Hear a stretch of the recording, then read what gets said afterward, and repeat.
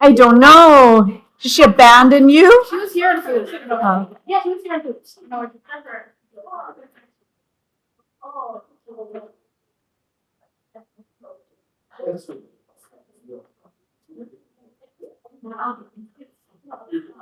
I did not.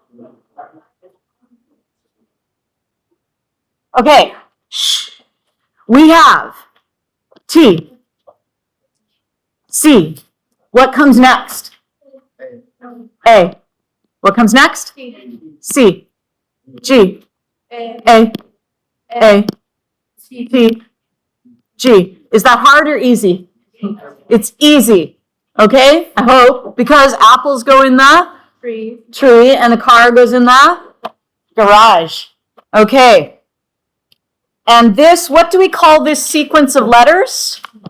That whole thing is called the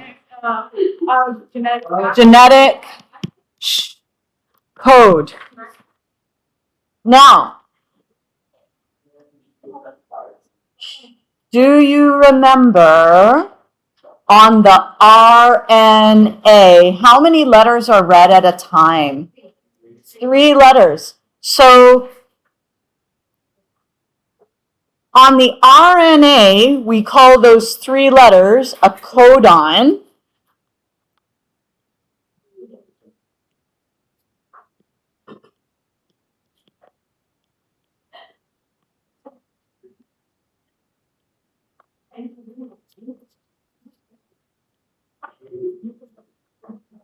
But on the DNA, we call it a triplet. Okay?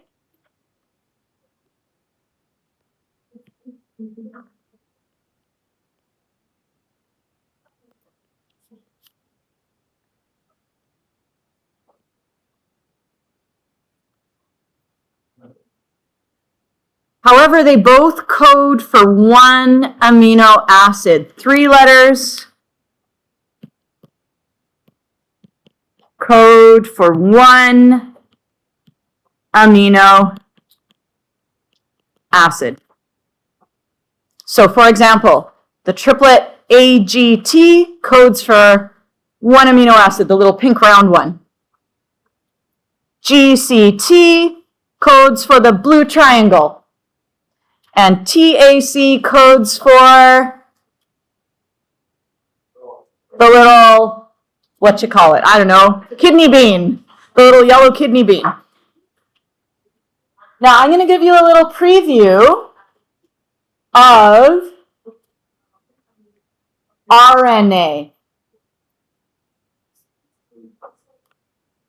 So the complementary DNA strand is TCACGAATG. Yes? For AGTGCTTAC. So far, so good? Now, if I was to take this same strand, which we have down here, and let's say I was to do the complementary RNA strand,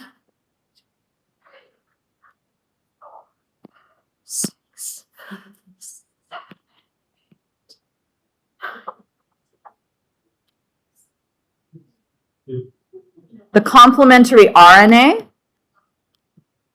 do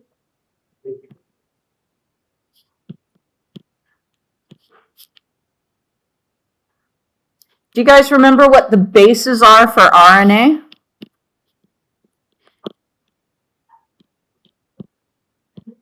They are A, G, C, and U. So U instead of T.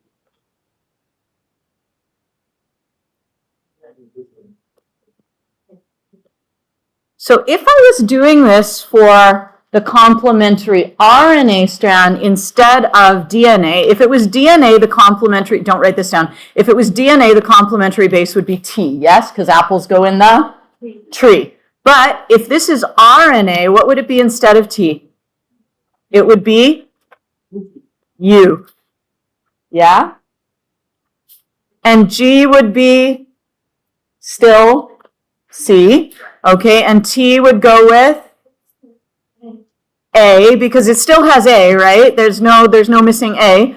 G goes with C. C goes with G. T goes with A. T goes with A. A goes with U. And C goes with G. So that's a little preview of what the RNA would do, okay?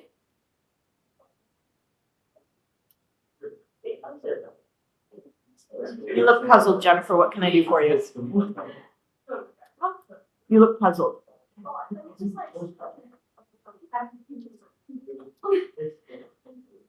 Well, what happens is, if you look, the complementary DNA strand had T, whereas the complementary RNA strand to the same. So we have our original strand. Okay, so this is our original strand here, and that's the same. They're both the pink one. That's all AGT, GCT, TAC. AGT, GT, TAC. Yes, those are the same. The DNA says T, CACGAA, T, G. The RNA strand says U, CCAGAA, U, G. Does that make sense? Okay, cool. So the only thing that's different is when you have an RNA strand, anytime you would have a T, you put a U instead. Yeah? Something weird in there? Oh. Okay. Now, a gene. I don't actually think we've talked about genes yet. Have we talked about genes?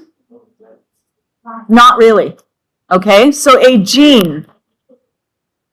This is a new word you need to know.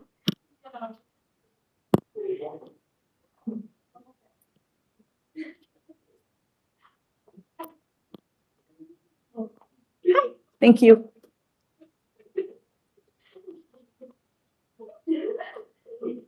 Gene is a word you need to know, and it gives the instructions to make a particular protein. So it's a small section of DNA.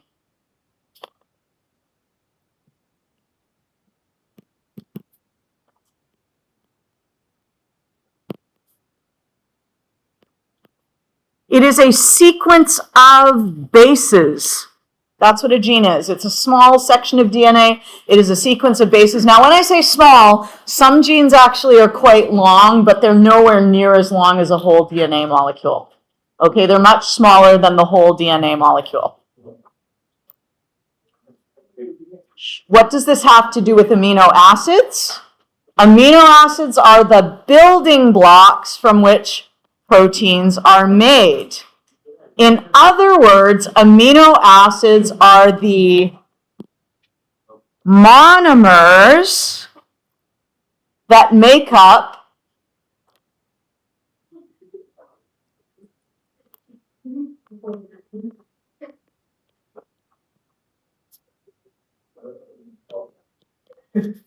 the protein, which is the polymer. Do you guys remember what a monomer is? Single unit.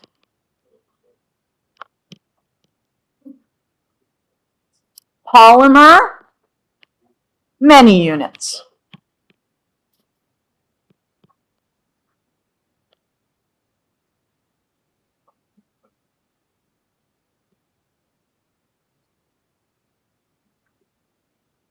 We are on page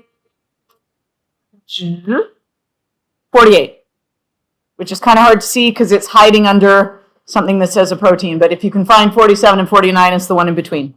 Okay? All right. Here's a very simplified version of how this works. The cell reads the DNA sequence. This is our gene. Okay, this whole thing here. This is the gene. It's not the whole DNA strand, it's just part of a DNA strand. It reads it as a series of triplet codes.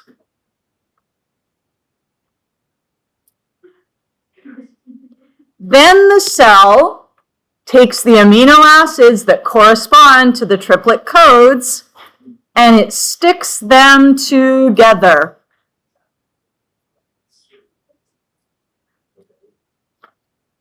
So you have a monomer. This right here is a monomer.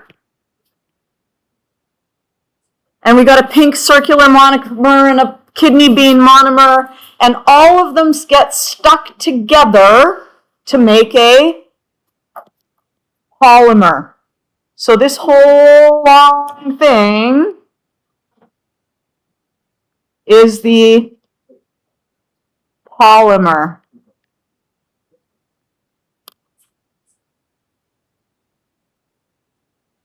And in this particular case, the monomers are called amino acids because that's what make up, what do amino acids make up? Proteins. And the protein is the polymer. Okay? If you are interested, it is an enriched word, you can know that the chain of amino acids is called a polypeptide. A polypeptide, but that is enriched. Okay, so that is a polypeptide, it is enriched. Once a polypeptide folds up, it is called a protein. But if you just want to call this chain of amino acids a protein, you can call it that. You can say that's the unfolded protein and the folded protein. The unfolded is Yeah. So an unfolded protein is a polypeptide, but that's enriched, or you can just call it an unfolded protein. Peptide.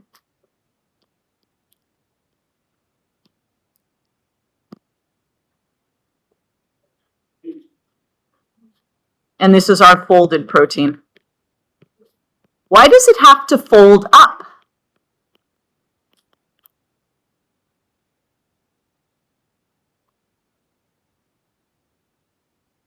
Yes. I'm sorry,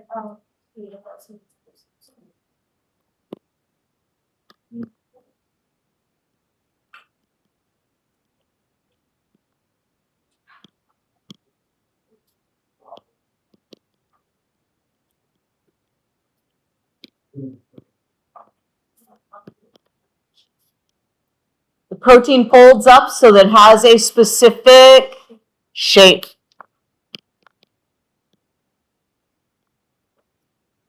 And that allows it to do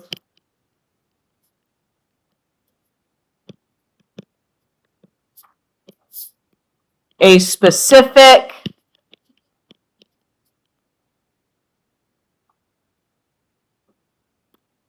job. Do you remember, if you've got a pair of pliers, are you going to use the pair of pliers to saw a board in half?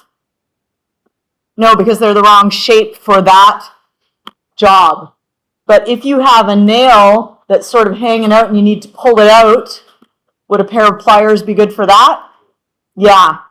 Okay, because they've got the right shape for their job. Proteins are just like that. They need to have the right shape for their job.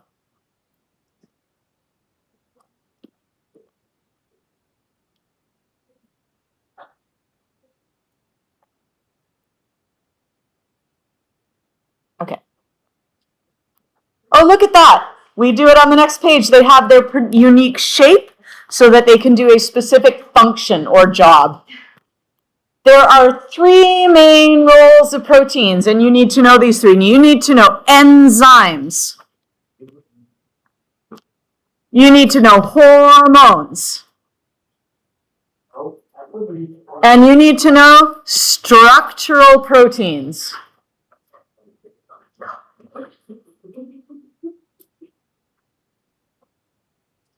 Enzymes are biological catalysts. By biological, we mean in living things.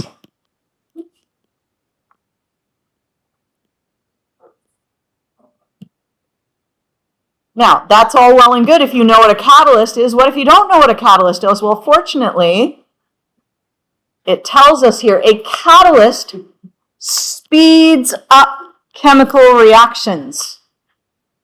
So you can imagine if you ate a hamburger. Yes? And imagine if you just had to wait for that hamburger to fall apart in your stomach. You'd be waiting a long time, yes? Right? You'd be like, okay, go. All right? So what happens though is in your stomach and in your intestine, there are enzymes. And what they will do is they will grab onto the pieces of hamburger and they will chomp it up into smaller and smaller and smaller pieces. Your teeth do the job first, right? They break it into small pieces, but then the enzymes go in there and they break them up into individual molecules. Those molecules can then pass into your bloodstream, out of the intestine and into your bloodstream. Yes? I think it's like similar to like how like bacteria. Yeah, there are bacteria in your stomach that also break things down. It's comparable. It's actually enzymes in from the bacteria that will break down things that your body can't break down. They're not from you, they're from the bacteria. So say, for example, let's say you were a cow, okay? You would have different bacteria in your gut, right? Because cows can actually digest grass. If you were to try and live on grass, we as humans, we don't have enzymes in our body that can digest the way that the carbohydrates that are in grass. So we can't eat them, but cows have a bacteria in their guts. They actually have 4 stomachs. Did you guys know that? Cows have 4 stomachs? Yeah. Yeah? They've got bacteria in there that make enzymes that can actually chew up the carbohydrates in the grass so that they can use it. We have a different microbiome, we have different bacteria in our system, so we cannot digest grass. But we also make our own enzymes. So we make enzymes that digest carbohydrates, we make enzymes that digest fats, we make enzymes that digest proteins. So all of those work together to make it so that those nutrients can then get into the bloodstream. So they're small enough they can actually pass through the wall of the small intestine and into the bloodstream. So it's kind of cool. That's Bio 12, if you're interested. Okay. So these enzymes speed up chemical reactions like breaking down food.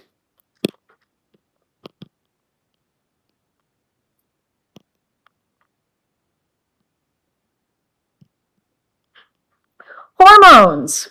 Hormones carry messages around the body. So maybe it's been a long time since you've eaten. Yes? Yeah. And so your stomach produces some enzymes that send a message to your brain. So they produce a protein, and that protein goes out into the bloodstream, and it travels to your blood, through your blood to your brain, and your brain says, hungry, must eat something. Yes? Yeah. Mm-hmm. Okay, so hormones carry messages around the body. Structural proteins, these are nice and easy because we can actually see them. Your nails are made of structural proteins. Your hair is made of structural proteins. Okay? Those are some that you can really see easily. There are also other roles, such as antibodies,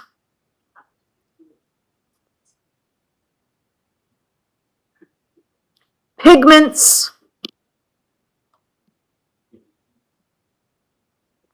and transport proteins.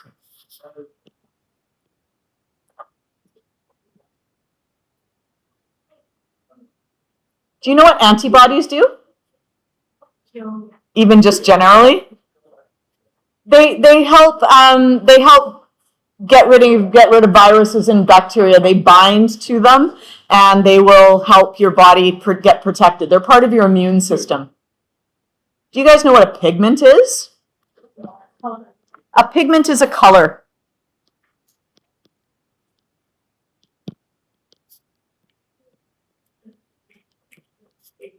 So if you have a mole on your skin that's a different color than the rest of your skin, it's because there are different pigments there. If you have brown eyes, you have different pigments than someone who has blue eyes. Yes? And transport proteins, what do you think they do? They transport things, they move things around. They can move things into a cell, they can move them out of a cell, stuff like that. So your main uses are enzymes, hormones, and structural proteins. The other ones, they're interesting, but you don't need to worry about it too much. Okay, vocabulary, vocab. So you might want to grab a little thing and put it on page 50. There's some on the side counter, there's some on the back counter, there's some on that side counter. If they've gone walkabout, let me know. There's none there, I'll get another set. Where did I put the other set? No, I'm not. There they are.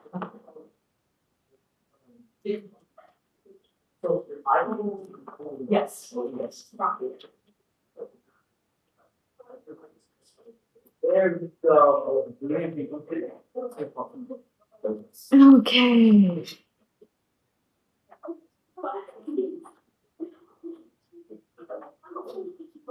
Yo, actually,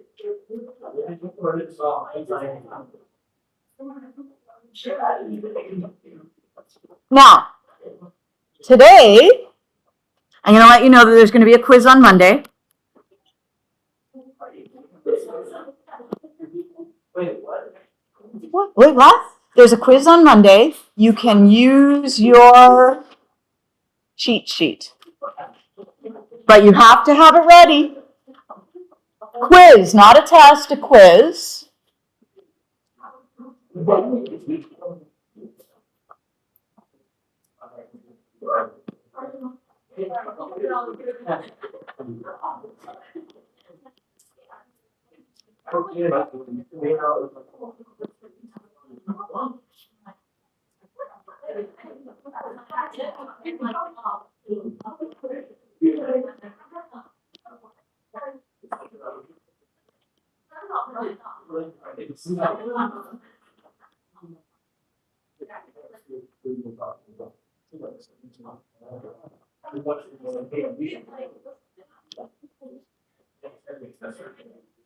It's on section 5.1, so any vocab that's in section 5.1 is fair game.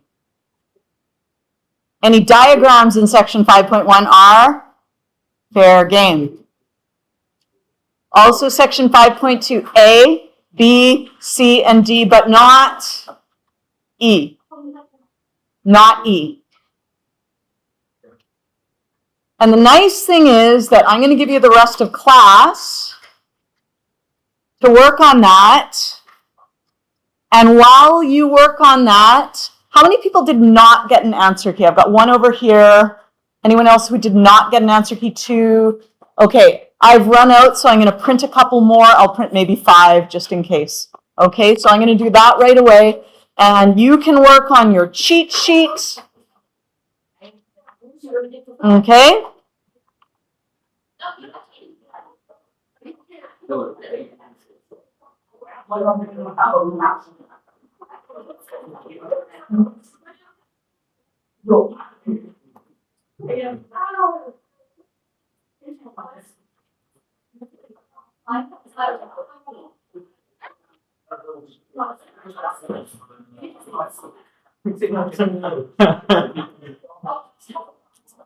There you go. On the right, it doesn't.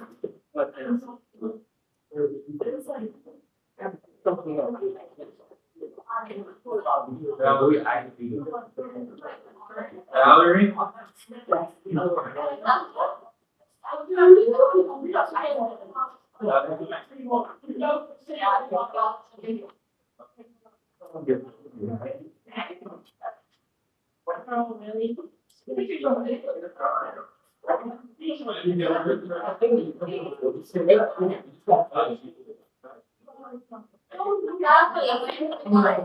you know where to get paper?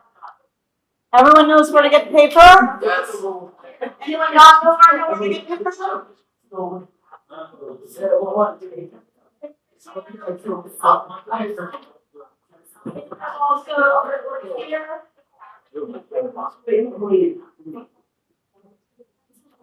Yeah.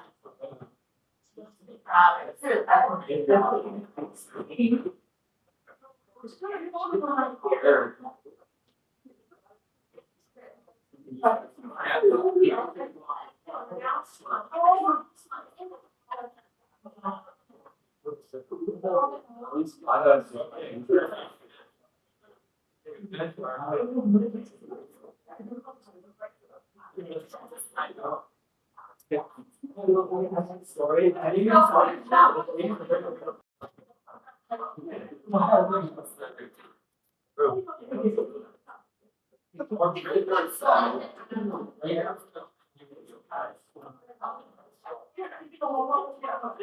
Okay.